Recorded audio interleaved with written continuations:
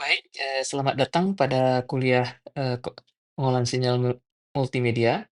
Jadi pada video kuliah ini kita akan menyambung kuliah kita secara luring beberapa minggu yang lalu tentang kompresi, JPEG. Baik, pada, pertemuan luring sebelumnya, kita sudah membahas sebagian tentang, proses kompresi JPEG. Jadi kita mulai dari awal, jadi bisa dianggap sebagai, review ya. Oke, baik, mari kita lihat, diagram blok dari, eee proses kompresi, JPEG. Jadi di sini kita lihat bahwa, eee, pertama sekali ya, kita mempunyai citra RGB. Oke, di sini masukan kita adalah citra RGB.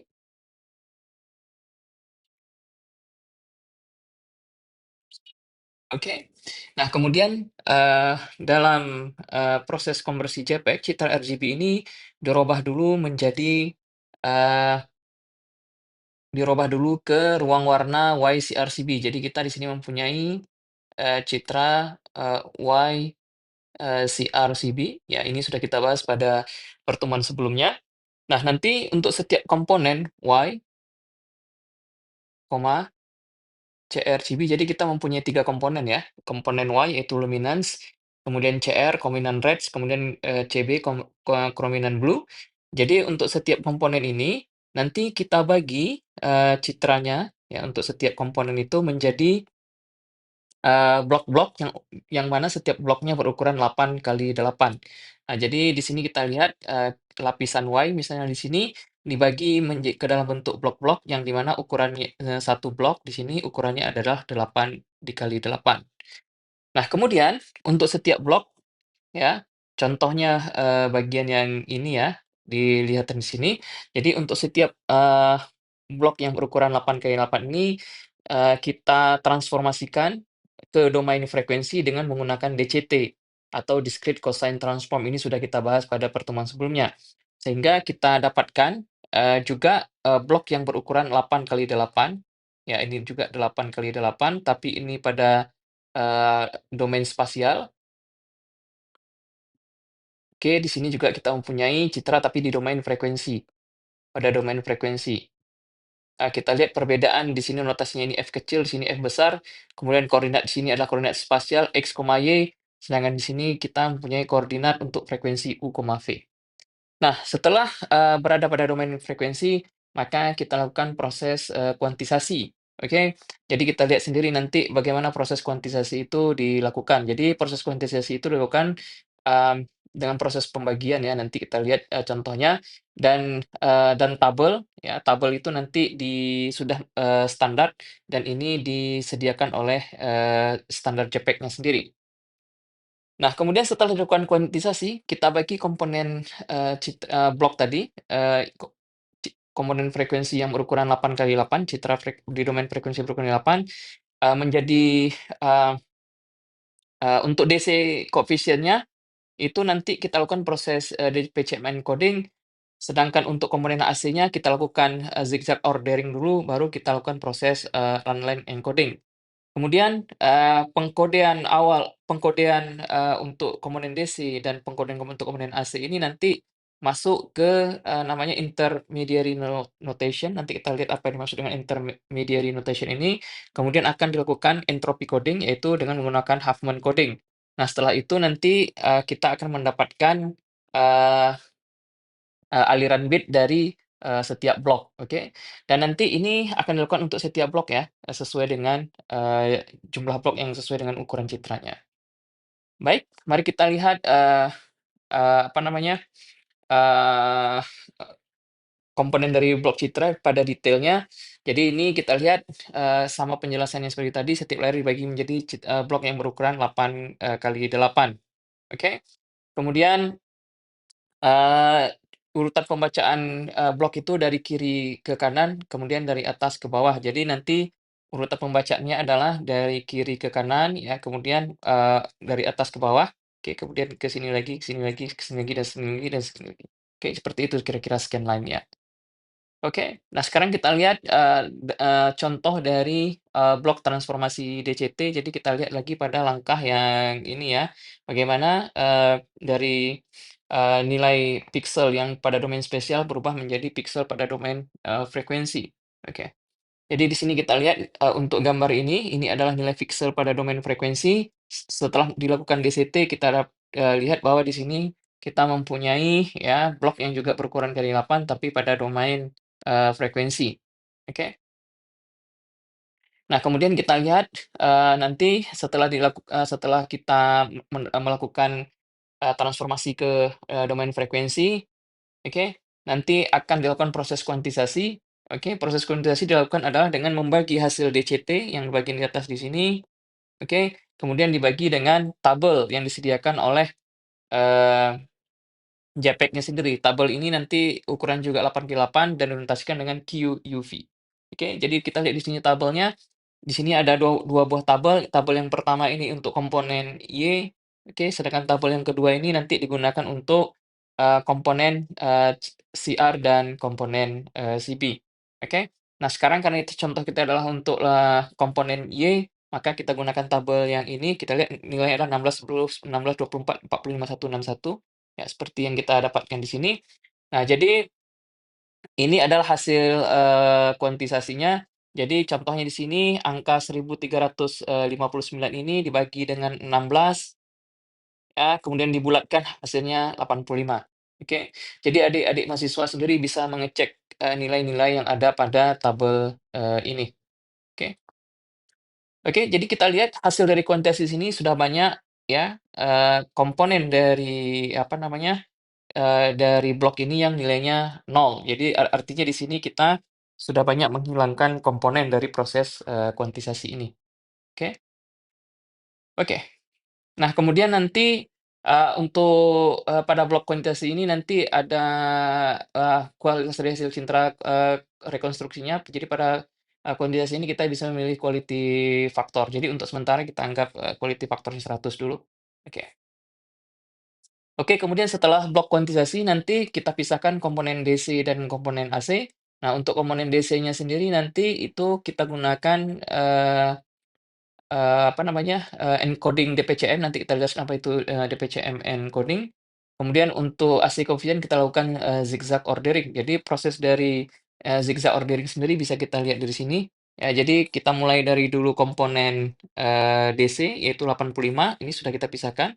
Jadi kemudian komponen AC-nya 4 ya, jadi urutannya adalah komponen AC yang pertama, kemudian turun serong, ke kiri ya, ke bawah, kemudian ke bawah, kemudian naik lagi ke atas, oke, sampai pada baris pertama, kemudian ke kanan lagi, ya turun serong kiri ke bawah lagi sampai mentok, kemudian ke bawah, kemudian ke atas lagi, kanan ke atas, dan seterusnya, sehingga kita bisa mendapatkan,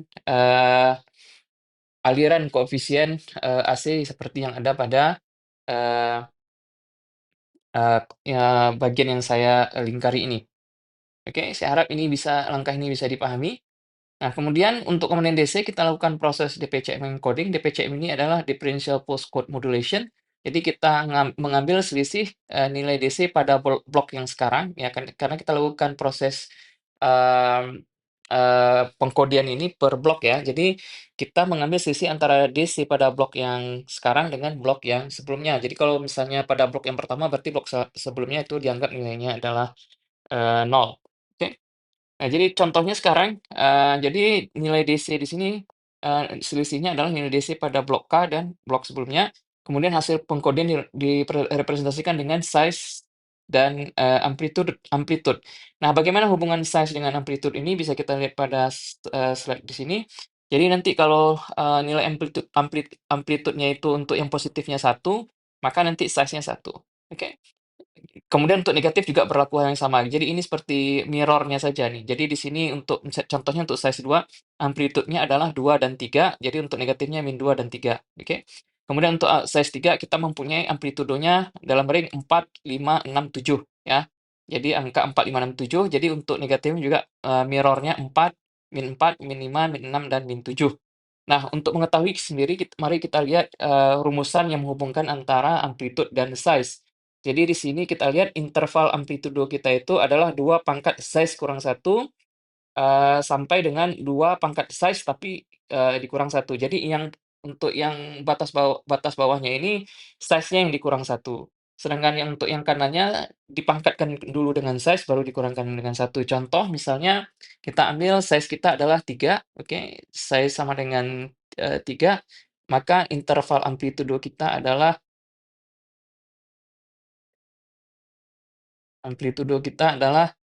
eee, 2, pangkat 3 kurang satu ya, koma 2 pangkat 3 baru dikurang satu. Oke, jadi kita peroleh di sini, 2 pangkat 3 kurang satu adalah 2 ya, berarti 2 pangkat 2 adalah 4, koma, kemudian 2 pangkat 3 adalah 8, 8 kurang satu adalah 7. Jadi nilai kita adalah 4, 5, 6, 7 sesuai dengan yang ada, di sini. Oke? Oke, mari kita lihat lagi, proses encoding untuk komponen DC, oke. Nah, size di sini merupakan didefinisikan sebagai jumlah bit yang digunakan untuk merepresentasikan selisih, oke. Sedangkan amplitudo itu besarnya selisih. Jadi sebagai contoh di sini, blok yang sekarang itu adalah nilainya 85, sedangkan blok sebelumnya nilai 82, berarti selisih kita nilainya adalah sama dengan 3. Oke, dan ini adalah nilai dari amplitudo, sehingga kita masukkan angka di sini, amplitudo. Kemudian dari tabel bisa kita lihat angka 3 ini ya, termasuk dalam size-nya adalah, 2, oke, untuk angka 3, amplitudonya sama dengan 3. Jadi di sini kita, lihat size-nya adalah 2. Jadi pengkodean awal untuk komponen DC adalah, 2 dan 3 pengkodean awalnya. Oke, sekarang untuk komponen AC, pengkodean awal hanya dilakukan untuk komponen yang tidak bernilai nol, oke? Jadi yang non-zero aja. Jadi di sini kita lihat pada blok diagram, untuk komponen AC kita menggunakan RLC atau run length encoding, oke? Ini berbeda dengan, DPCM ya, oke? Nah, apa yang dimaksud dengan, run length encoding di sini? Jadi representasinya bentuknya adalah untuk frame yang awalnya itu adalah, run length-nya berapa kali perulangannya, kemudian, sorry, run length di sini bukan perulangan, beda ya. Jadi run length di sini adalah jumlah nol yang mendahului komponen AC. Jadi kita lihat, misalnya kita punya komponen AC yang, pada, posisi tertentu, jadi nanti kita lihat dulu sebelum komponen AC itu berapa buah jumlah nolnya, ini yang disebut dengan run length, oke? Kemudian size ini adalah jumlah bit yang digunakan untuk merepresentasikan koefisien AC, oke, sama seperti DC tadi, kemudian amplitudo besarnya koefisien AC. Jadi kita lihat sekarang, dari, eee zigzag ya, dari zigzag ordering kita peroleh, rangkaian koefisien AC seperti ini. Kita lihat dulu bagaimana contohnya misalnya yang, bagaimana mengkodekan yang 4 ini, oke, untuk koefisien AC-nya. Jadi kita lihat di sini, tidak ada angka nol yang mendahului, angka 4, maka run length-nya sama dengan nol. Ya, jadi maka komponen yang pertamanya adalah nol karena tidak ada, nilai nol yang mendahului komponen tersebut, oke. Nah kemudian, nilai koefisien AC-nya sendiri 4, jadi kita taruh di sini ya. Jadi amplitudo itu nilai komponen AC-nya sendiri. Kemudian ini kalau 4 ini size-nya berapa? Jadi kita lihat lagi dari tabel di sini ya, untuk angka 4 itu size-nya adalah 3. Oke, makanya di sini nilainya adalah 3. Kemudian kita lihat contoh yang lain, yaitu untuk koefisien AC yang satu di sini, maka kita lihat di sini sebelum angka satu ini ada satu buah angka nol, makanya di sini, run length-nya adalah, 1. Kemudian amplitudo satu ini kita lihat, kita masukkan ke sini, kemudian untuk size-nya sendiri ya, untuk satu kita lihat di tabel itu size-nya adalah, 1. Oke, untuk amplitudo satu size-nya 1. Nah, di sini juga 1, oke. Jadi nanti adik-adik semua, sudah bisa menentukan, pengkodean untuk setiap komponen, setiap koefisien AC, oke? Oke, nah kita lihat dari blok diagram, ya setelah kita lakukan, DPCM encoding untuk komponen DC dan running encoding untuk komponen AC, nanti kita, akan ada namanya intermediary notation dan, entropy coding. Oke, mari kita lihat penjelasannya. Oke, di sini kita lihat entropy coding, hasil dari pengkodean awal, nanti nanti ada simbol satu dan simbol 2. Ini yang disebut dengan pengkodean awal itu adalah intermediary notation, itu pengkodean awal, kemudian dirubah menjadi bitstream melalui entropy coding. Simbol pertama dikodekan dengan menggunakan Huffman code, ya, ini jadi simbol pertama nanti ini pakai Huffman code. Ini adalah bentuk hasil dari intermediary notation ya. Kemudian simbol simbol yang pertama ini nanti dikodekan dengan Huffman coding. Oke, dan tabelnya sudah ditentukan oleh JPEG. Jadi kita, tidak perlu melakukan proses, pengkodean Huffman sendiri ya, karena tabelnya sudah disediakan oleh, JPEG-nya sendiri. Oke. Nah, untuk simbol kedua nanti dikodekan, menggunakan variabel length integer. Nah, saya harap ini kalian, sudah tahu sendiri ya apa yang dimaksud dengan variabel length integer. Oke. Oke, sekarang kita lihat, intermediary stream-nya, oke. Nah, jadi di sini kita lihat, untuk komponen, DC-nya sendiri itu adalah 2 dan 3 ya ini yang kita dapatkan 2 dan 3 oke. Ini untuk komponen DC dan sisanya adalah untuk komponen, AC. Nah, ini yang disebut dengan, simbol pertama, yang ini adalah untuk komponen DC, ya simbol satunya itu size, kemudian simbol duanya amplitude. Sedangkan untuk yang komponen AC yang menjadi simbol pertamanya itu adalah, frame itu terdiri dari 2 angka, yaitu run length dan size-nya, kemudian simbol duanya adalah amplitude. Jadi nanti simbol kedua ini kita menggunakan FLI, variable length integer, untuk pengkodeannya, oke, sedangkan simbol pertama ini kita menggunakan half mode, oke? Oke, mari kita lihat, eee, contoh pengkodeannya di sini untuk binary, representation-nya sendiri, untuk Huffman kodenya kita tidak bisa, eee apa namanya, membuat sendiri, jadi ini sesuai dengan yang sudah disediakan oleh, JPEG. Jadi nanti harus kita kepada tabel JPEG, Anda bisa mencari sendiri di, sumber baik, dari buku ataupun dari online, bagaimana Huffman Codes untuk, JPEG, oke. Nah, kemudian angka 3 ini adalah variabel length integer, saya harap kalian sudah mengerti apa yang dimaksud dengan variabel length integer, kalau 3 itu adalah 11, kalau 4 adalah 100, kemudian 3 11. Ini saya harap kalian sudah, paham. Sedangkan yang perlu menjadi perhatian kalian adalah bagaimana variabel length integer untuk bilangan negatif, contohnya -3 di sini dinotasikan dengan 00. Nah, ini saya harap kalian, sebenarnya seharusnya sudah mempelajarinya pada mata kuliah logika digital ataupun pada kuliah, matematika, diskrit, oke? Nah, jadi setelah kita mendapatkan, kode untuk simbol pertama dan simbol pertama dengan Haven code, simbol kedua dengan, variabel yang integer, nanti makanya kita susun berdasarkan, urutannya. Jadi contohnya di sini untuk, 5 angka pertama di sini adalah untuk komponen DC-nya adalah 011, yang ini untuk simbol pertama, kemudian 11 itu hasil dari VLI-nya. Oke, jadi ini adalah binary string untuk komponen, DC-nya. Kemudian kita lihat untuk koefisien AC yang pertama, itu untuk simbol pertamanya adalah 100, kita lihat di sini seperti ini 100, kemudian untuk simbol keduanya 100 juga. Oke, jadi ini untuk, AC yang pertama, oke. Dan seterusnya, jadi kita mendapatkan, rangkaian bit seperti ini. Nah, ini adalah rangkaian bit untuk, 1 blok, oke. Jadi kalian bisa hitung sendiri ini, berapa bit yang dihasilkan, dibandingkan kalau kita menggunakan, fix,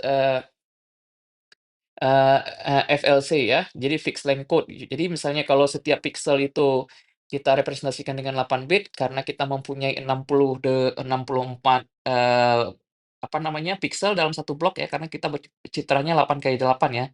Jadi kita mempunyai 64 pixel, dan setiap pixel itu adalah 8 bit, jadi makanya kita kalikan dengan 8, jadi 2 pangkat 6 dikalikan dengan 2 pangkat 3, hasilnya adalah 2 pangkat 9, jadi kita mempunyai 512 bit.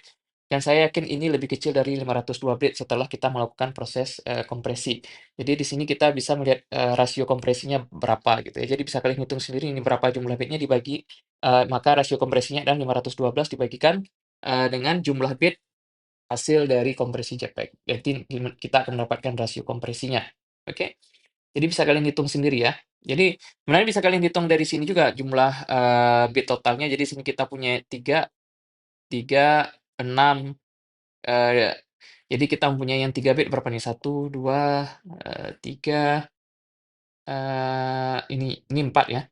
Jadi ini 9 tambah 4, 13, kemudian yang 2 bit 1, 2, 3, 4, 5, 6, 7, 8, 9, 10, 11, 12, 13, 14, berarti 28.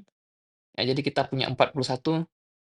Sedangkan di sini untuk yang 3 bitnya, 1 2 cuma 2 berarti 6, untuk yang 2 1, 2, 3, 4, 5, 6, 7, berarti 14, yang satunya 1, 2, 3, 4, 5, 6, 7, 8, ya tambah 8, ya kita dapatkan 10, 18, berarti 28, jadi 41 tambah 28 sekitar 69. Jadi rasio kompresinya adalah 512 dibagi dengan 69 ya. Jadi ini bisa kalian dapatkan rasio kompresi sekitar sekitar sekitar 8 ya.